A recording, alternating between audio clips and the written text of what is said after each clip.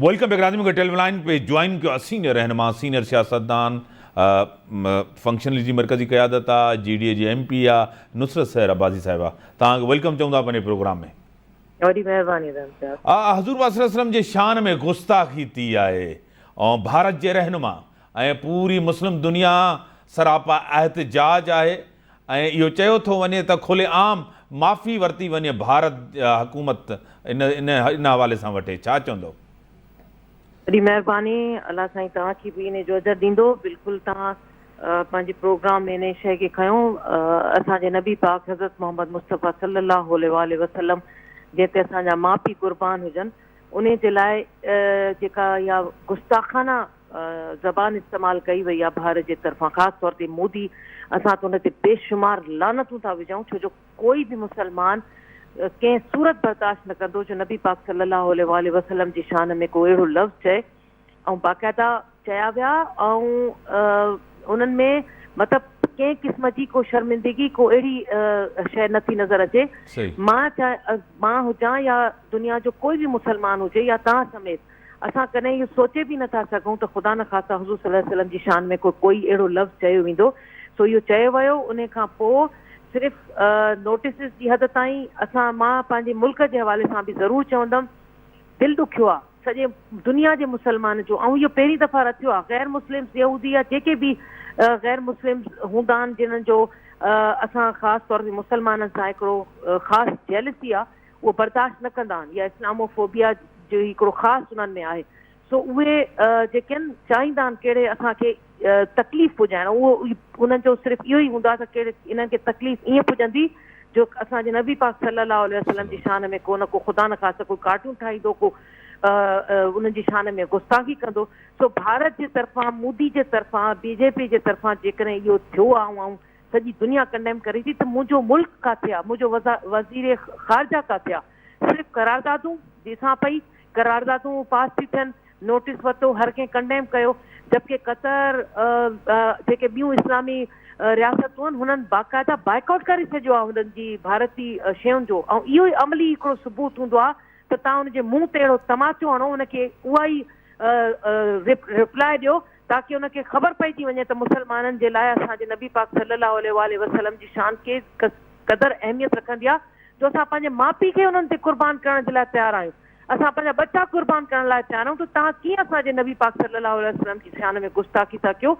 सो हिन महिल असांजे मुल्क खे बि, असांजी हुकूमत खे बि, जेके हिन महिल हुकूमत में मौजूदु आहिनि, उन्हनि जो कमु आहे त अमलन कुझु कयो। हिते भारती जेकॾहिं का अहिड़ी अचे थी तिजारती तौर ते, बल्कि मूंखे त अफ़सोस आहे त हिन महिल ताईं को अहिड़ो क़िस्म जो कोई अमली नज़र न आयो आहे बयानु। हा, करारदादूं थी वियूं, फलाणे बि मुज़म्मती कयो, फलाणे बि मुज़म्मती कयो, ईअं तव्हां पंहिंजी नबी पाक सां मोहबत जो उहो इज़हार कोन था करे सघो। इहो हुकूमती सतह ते थियणो खपे ऐं उनजो अमली मुज़ाहिरो करणो खपे। ऐं असां हिन महिल ताईं इंतज़ारु था कयूं त आख़िर कॾहिं हिन मुल्क में आए ॾींहुं को न को अहिड़ी हादसो थो थिए, को अहिड़ा आफ़तूं थियूं अचनि, ऐं इहा इन जी वजह बि आई आहे त असां इन्हनि शयुनि खां बिल्कुलु परे थी विया आहियूं।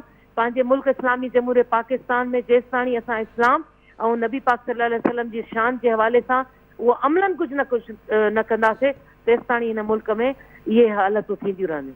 हा, जीअं त तव्हां पाण चयो त मुल्क जेके आहिनि हिकिड़ो रिएक्शन ॾींदा आहिनि, रियासतूं हिकिड़ो रिएक्शन ॾींदियूं, जीअं तव्हां चयो हक़ीक़त छा, वॾा फोरम तव्हांजा सेनेट आहे, असेंबली आहे, उनखे ॿुधो वेंबो आहे।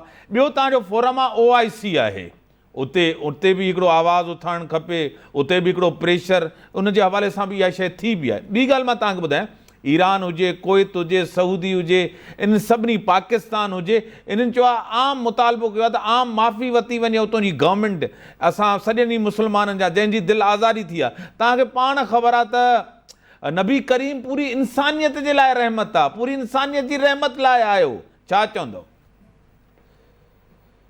अदा इम्तियाज़ सां केॾी सुठी ॻाल्हि कई आहे, दिलि ख़ुशि कयव त असांजा नबी पाक सल्लल्लाहु अलैहि वसल्लम सिर्फ़ु मुसलमाननि जे लाइ बल्कि पूरी इंसानियत जे लाइ रहमतुल आलमीन थी आया हुया। ऐं उन्हनि जी बाक़ाइदा मग़रिबी ममालिक में उन्हनि जी शख़्सियत खे सम्झो वियो आहे, उन्हनि जे बाक़ाइदा सराहियो वियो आहे।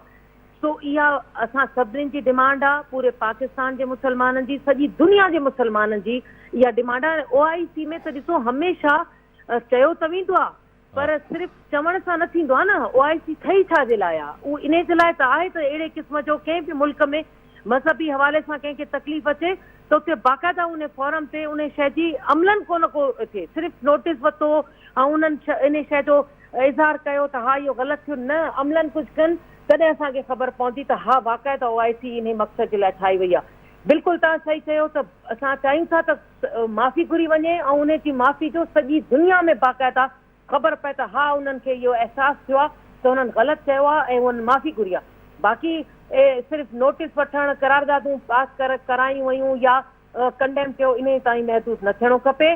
बिल्कुलु बाइकॉट थिए, भारत खे इहो महसूसु थिए, छो जो उते त मुस्लमाननि जी जेका हिन महिल हालत आहे, आज़ान ॾियण ते पाबंदी करे छॾी अथऊं, मुस्लमाननि ते इबादत करण जे लाइ हुननि अज़ाब करे छॾियो आहे। जीअं त इहा इन जे लाइ किथे आहे उहो असांजो नेशनल फोरम जेके असां अक़वाम मुतहिदा जे लाइ चवंदा आहियूं। अक़वाम मुतहिदा सिर्फ़ु नाले जी अक़वाम मुतहिदा आहे। मूंखे अफ़सोस सां चवणो थो पए त अक़वाम मुतहिदा में इहो सभु कुझु नज़र नथो अचे।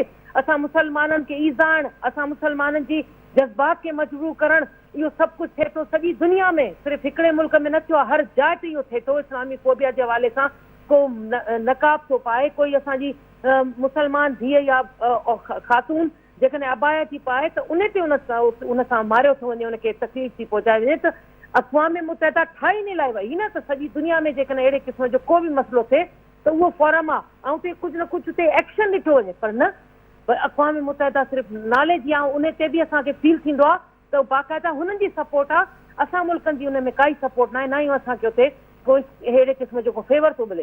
त बहरहाल असां चाहींदासीं त बाक़ाइदा इन जे लाइ सख़्ती सां चयो वञे त आईंदा कंहिंखे इहो हिमत न, कंहिं मुल्क में कंहिं बि शख़्स खे, कंहिं शख़्सियत खे, उहा नंढी हुजे वॾी, असांजे नबी पाक सल्लल्लाहु अलैहि वसल्लम असां कंहिंजे मज़हब में नथा घिरूं, कंहिं मज़हब खे नथा कुझु चऊं, त पोइ असांजे मज़हब या असांजे नबी पाक सल्लल्लाहु अलैहि वसल्लम जे लाइ कोई चवंदो त असां त पंहिंजी जान क़ुर्बान करण लाइ तयारु आहियूं ऐं इहो असां कॾहिं बर्दाश्त न कंदासीं। तव्हांखे पाण ख़बर आहे त इस्लाम अमुन जो दीन आहे, उन में मोहबत आहे, प्यार आहे, ॿियनि मज़हबनि जी बि इज़त करणु आहे। को के क्रिश्चियन हुजे, को हिंदू हुजे, असां कॾहिं बि को अगरि फ़र्दु मुस्लमान चए थो त असां हमेशह उन खां बि पंहिंजो पाण खे परे कयो आहे त कंहिंजी दिलि आज़ारी न थियणु खपे, मज़हबी आज़ादी हुजणु खपे, हर को पंहिंजे जहिड़ो बि मज़हब आहे उनजो उनखे पैरवी करे।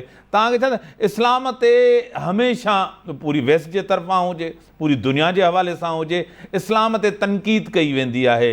इस्लाम खे हमेशह, जीअं त तव्हां इस्लामोफोबिया जी ॻाल्हि कई आहे, इहा बि तव्हांजे साम्हूं मुस्लमान टारगेट थींदो आहे ऐं कॾहिं उनखे तालिबान जो नालो ॾिनो वेंदो आहे त सभई मुस्लमान तालिबान आहिनि, ईअं हरगिज़ ई कोन्हे, सॼा मुस्लमान तालिबान हुजनि। छा चवंदो हिन ते? ॾाढी सुठी ॻाल्हि कई, बिल्कुलु तव्हां सही था चओ त इस्लाम अमन जो मज़हब आहे, इस्लाम में रवादारी आहे, इस्लाम ॿियनि मज़हबनि जी असांखे इज़त करणु थो सेखारे। असांजे नबी पाक सल्लल्लाहु अलैहि वसल्लम वटि बि जॾहिं कंहिं ॿिए मज़हब सां ईंदा त उन्हनि ख़ासि तौर ते जंगुनि जे दौरान बि हुननि बाक़ाइदा इहा शइ ॿुधाई त जेकॾहिं उहो ग़ैर मज़हब सां या कंहिंसां जंग कंदा त उन्हनि बाक़ाइदा औरतुनि ऐं ॿारनि जे लाइ ख़ासि तौर ते नरमी जो कयो आहे त हिननि खे असांजे मज़हब में हिननि सां नरमी जो रवैयो। पर तव्हां पाण ॾिठो त ख़वातीन जे हवाले सां जेकॾहिं मां ॻाल्हि कई त ॿियनि मुल्कनि में असांजे मुल्क में जॾहिं इहा आज़ादी आहे त तव्हां कुझु बि पायो, कुझु बि कयो, जंहिं बि मज़हब सां तव्हां तालुक़ु रखो था, त पोइ ॿिए मुल्कनि में जेकॾहिं मुस्लिम्स रहनि था त उन्हनि खे बि आज़ादी हुजणी करे बाबा, उहो पंहिंजो मज़हब जे हिसाब सां जेकॾहिं न। हाणे तव्हां इंडिया में ॾिसो, भारत में यूनिवर्सिटीज़ में हुननि ॿारनि खे बाक़ाइदा जिन्हनि अबायो पातो या जिन्हनि नकाब पातो उन्हनि जो एडमिशन कैंसिल, उन्हनि जा इम्तिहान ॾियणु बंदि करे छॾियऊं, हुननि खे यूनिवर्सिटी में दाख़िल थियणु मना करे छॾियो। छो? वाए? असांजे मुल्क में त ईअं नथो थिए या ॿियनि मुल्कनि में, असां त कम अज़ कम उन्हनि खे आज़ादी ॾिनी आहे। त इहा ई शइ आहे जंहिंजे करे असां चऊं था, ख़ासि तौर ते ॿियनि मुल्कनि में त हलो इका दुका अहिड़ा वाक़ियात नज़र अचनि था मग़रिबी मुमालिक में, पर ख़ासि तौर ते भारत में, हुते त असां मुस्लमाननि खे मुसलो चई असां सां एतिरी नफ़रत था कनि जो बाक़ाइदा ख़ुदा न ख़ास्ता उन्हनि खे गंदे मां छा चवां त मुस्लमाननि सां कहिड़ी अज़ियतनाक क़िस्म जी उन सां सलूक कयो वियो आहे। त असां नथा चाहियूं त ख़ुदा न ख़ास्ता मुस्लमाननि खे उन लहज ते पहुचायूं जंहिंसां उन लहज ते पुॼी उन्हनि सां उहो सलूक कयूं। हिन करे असां अमन ऐं रवादारी जे मज़हब खे फॉलो करण वारा फॉलोअर्स आहियूं, न चाहींदासीं त अलाह न करे त असां ख़ुदा न ख़ास्ता हुन में, पर असांखे जहाद करण जो बि हुकुम आहे, त जहाद करण बि असांखे ॾिनो वियो आहे इजाज़त। जॾहिं ख़ुदा न ख़ास्ता अहिड़ो मरहलो अचे या असांजे नबी पाक सल्लल्लाहु अलैहि वसल्लम जी शान में का गुस्ताखी अहिड़ी हद तां थिए ऐं साबित थी वञे त पोइ तव्हांखे इजाज़त आहे त तव्हां उन में पंहिंजी पाण खे बि इन्वॉल्व करे था सघो। जहाद आहे तो अलाह कंदो इंशाअल्लाह वॾी ताला। महिरबानी। जंहिं ईअं कयो उनखे कुदरत जे तरफ़ां मुंहिंजी आहे, असां सभिनीनि जी आहे बददुआ, त अलाह पाक उनजो पाण हिसाब साहब वठंदो। आमीन। वॾी महिरबानी तव्हांजी। इन सां गॾु इजाज़त। अल्लाह हाफ़िज़।